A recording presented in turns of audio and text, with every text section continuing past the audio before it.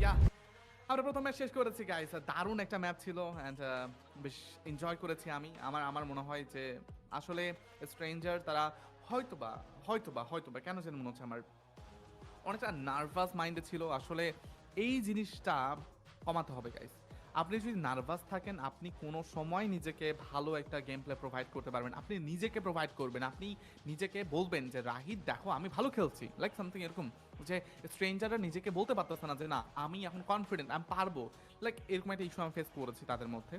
তারা যদি এই জায়গা থেকে উঠে আসতে পারে, দেন আমার মনে হয় তারা একটা বেশ ভালো কিছু করবে।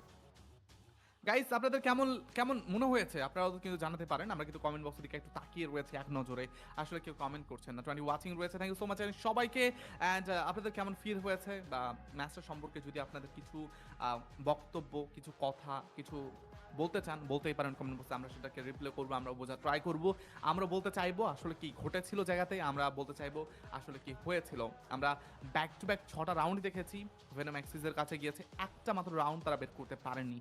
যেটা আসলে একটা কষ্টদায়ক একটা সিনারিও। এবার দেখা যাক গাইস আমাদের কিন্তু নেক্সট ম্যাচের জন্য আমাদেরকে প্রস্তুত হতে হবে। আমরা কিন্তু আরেকবার প্লিজ শেয়ার করে দিতে